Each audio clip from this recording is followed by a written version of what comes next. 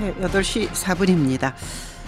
일본이 이번에 통과시킨 안보 법안 핵심이 집단적 자위권, 자기 나라가 일본이 공격받지 않아도 무력을 사용할 수 있는 권리, 이게 주권국의 고유 권한이다, 이런 얘기를 하고 있는 가운데 아베 총리의 지지율은 교도통신, 요미우리 신문 등 몇 개 언론기관의 상고에서 한 4%에서 5% 정도 내리고 있습니다. 성공회대 일본학 교수 양기호 교수입니다. 교수님 안녕하십니까? 네, 안녕하세요. 네, 자, 이 법안의 통과로 어떤 변화를 보게 될까요, 우리가?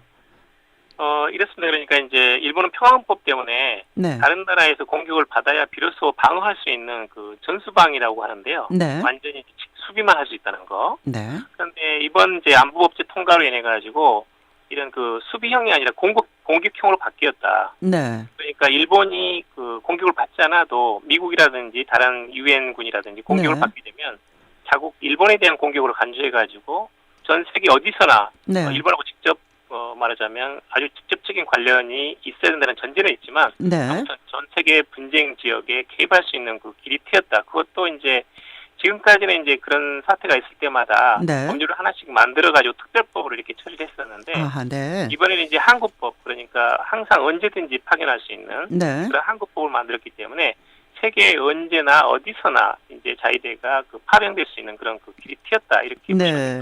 일본 국민들의 반응은 아베 총리의 지지율이 떨어지는 걸로 봐서 네. 그리 좋지 않은 것 같네요. 어떻게 받아들이고 있는 걸로 보십니까? 네, 두 가지입니다. 하나는 이제 이 사항이 평화헌법 위반이다. 그러니까 헌법 위헌사항 소지가 있어가지고 네. 이제 일본의 헌법학자들도 90%가 이것은 헌법 위반이다, 위헌이다, 이렇게 이제 단정을 했거든요. 네네. 그런 점에서 이제 헌법 위반임에도 불구하고 이것을 강행 체결한 것은 굉장히 잘못된 것이라는 생각을 많이 가지고 있고, 네. 또 하나는 이제 그 과정에서 이게 이제 헌법 위반이기 때문에 야당이라든지 국민들의 기회 또는 이제 동의 또는 지지를 얻어야 되는데 네. 그 과정을 전부 다 이제 거의 뭐, 한 채로 네. 완전 밀어붙이식으로 그냥 그렇죠. 단기간에 처리를 했거든요. 네네. 그런 점에서 일본 국민들의 공분을 사고 있는 것은 사실인데요. 네. 이제 현실적으로 이제 어떤 중국의 군사적인 위협이라든지 네네. 또는 이제 집단적 자위권이 전 세계 어떤 나라든 그 개별적인 권한으로서 인정된 거라든지 네네. 그런 점에서는 상당히 이제 지지하는 층도 없지 않아 있습니다. 네. 그런 점에서 약간 좀 복합적인 그런 생각을 일본인들이 가지고 있다, 이런 생각이. 예. 교수님 말씀 들으니까 권철현 주일 대사 지내셨던 그 전 대사가 이 시간에 아베는 네. 확신범이다, 이런 말씀했던 게 생각이 나는데 맞습니다. 결국은 이제 이게 나라별로 반응이 다르지 않습니까? 네네. 미국은 동맹을 강화하고 지역적 국제적 안보 활동에 적극적 역할을 하려는 일본의 노력을 환영한다. 적극적인 환영이라고 봐야 되지 않습니까? 적극적인 환영입니다. 사실 네. 이 과정이라는 것은 지금 이번에 일어난 게 아니고 지난 수십 년간 이제 축적되어 온 것이거든요. 그렇겠죠. 네. 네, 미국이 이제 지속적으로 그런 그 일본의 공동 안보 분담을 요구를 해왔습니다. 네. 그리고 이제 특히 최근 들어서는 이제 중국이 이제 대국 굴기하면서 네. 이런 특히 해양 진출이라든지 태평양 진출이라든지 그다음에 이제 주변 국가들 특히 이제 필리핀, 베트남과 이제 어떤 네. 해양 부소 분쟁이라든지 네. 또는 중국의 국방비가 지금 10%씩 이렇게 매년 지금 빠른 속도로 증가하고 있거든요. 네. 네. 그런 점에서는 이제 미국은 어떤 지금 2020년까지 예를 들면 4,500억 달러 국방비를 삭감해야 되고 돈이 없기 때문에. 네. 네. 그다음에 이제 또 해외에 있는 미군도 한 10만 명을 더 감축한다, 이런 이야기가 계속 나왔기 때문에 네. 네. 그 힘의 공백을 메꿔줄 친구가 필요하거든요. 그렇겠죠. 네. 그런 점에서 이제 일본이 그 역할을 맡겠다고 하니까 네. 네. 그것은 뭐 수년 전부터 계속 지속적으로 요구를 해왔고, 네. 사실은 이제 지난 4월 말 미일 정상회담 때 이제 그 미일 간의 가이드라인, 그 방위협력 지침이 이미 개정이 됐기 때문에 네. 이에 따른 일본 국내법적인 그 말하자면 예. 변경 절차다, 이렇게 보시면 됩니다. 네. 지금 좀 말씀 들으면서 결국은 극동아시아 지역에서 우리나라가 존재하고 있는 이 지역에서 네. 뭐 자유진영, 미국과 일본이 대표하는 자유진영대 네. 중국과 뭐 러시아 뭐 이쪽하고의 격렬한 싸움이 시작된 중간에 우리가 있는 것 같은, 우리는 네네. 어떻게 해야 됩니까?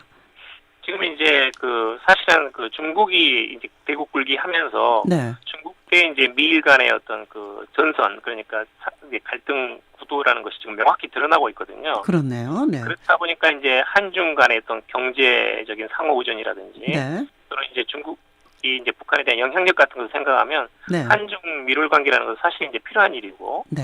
반면에 이제 전통적인 어떤 동맹 관계였던 한미 동맹하고 또는 한미 안보 협력도 둘 다 필요하거든요. 네. 그런 점에서는 지금 이게 유럽하고 달리 동북아에서는 이게 집단 안보 체제가 없습니다. 아, 네. 그러니까 전부 다 어떤 나라들은 다 들어와 가지고 이런 그 안보 문제 또는 이제 이런 그 어떤 분쟁 문제를 공동으로 토론하고 논의할 수 있는 공동의 테이블이었기 때문에 네. 그 테이블을 지금부터 이제 만들어 나가야 됩니다. 아, 그런데 네. 이제 그런데 오히려 한국이 이런 기회일수록 이런 한미일 간의 어떤 안보 협력이라든지 네. 중국이라든지 북한에 대한 적절한 어떤 전쟁 억지력을 확보하는 것은 필요하거든요. 네. 반면에 이제 어떤 또 동시에 동북아 문제를 해결을 하자면 특히 북한 문제를 포함해 가지고 네. 한중일 간의 어떤 그런 그 협력 테이블도 협력이. 필요하거든요. 네. 예. 그러니까 한중일에 있는 가장 중요한 고리는 일본은 그 역할은 할 수가 없습니다. 너무나 네. 이제 중일 간의 갈등 구도가 있기 때문에. 아, 네. 그런데 한국만이 한미 동맹, 그다음에 한중 밀월 관계 이런 걸 통해 가지고 네. 오히려 그 이제 한국이 동북아에서 어떤 평화라든지 협상을 추진할 수 있는 어떤 대화 촉진자로서의 역할이라는 것은 네. 오히려 지금부터이거든요. 아, 네. 그런 점에서는 이것을 위기로만 너무 생각하지 말고 오히려 조금 한계에 부닥친 어떤 동북아 체제를 네. 파괴할 수 있는 중요한 어떤 주체로서의 한국 외교 네. 이런 점에서 저는 오히려 가능성이 더 많다라는 좀 긍정적인 예. 좀 말씀드리고 싶습니다. 대북 억지력에는 굉장히 도움이 될 것이고 중국하고 경제적인 파트너로서 우리가 점점 커지고 대국 굴기, 네. 군사 굴기를 선언한 중국과 미국의 정상회담도 이제 얼마 안 남았는데 맞습니다. 여러 네네. 가지를 고려할 때 우리는 이것이 기회일 수도 있다 이런 말씀. 네, 오히려 그렇죠? 좀 더 이제 네. 좀 더 그 외교적인 지평을 확대하는 걸로 오히려 좀 네. 적극적으로 대처하자라는 말씀을 드리고 싶습니다. 알겠습니다. 그러나 또 한미 동맹의 굳건한 바탕 위에 있다는 것도 잊어서는 안 되겠죠. 맞습니다. 네, 예, 그건 아주 중요합니다. 알겠습니다. 고맙습니다. 네, 감사합니다. 성공회대 양기호 일본학 교수였습니다. 8시 11분입니다.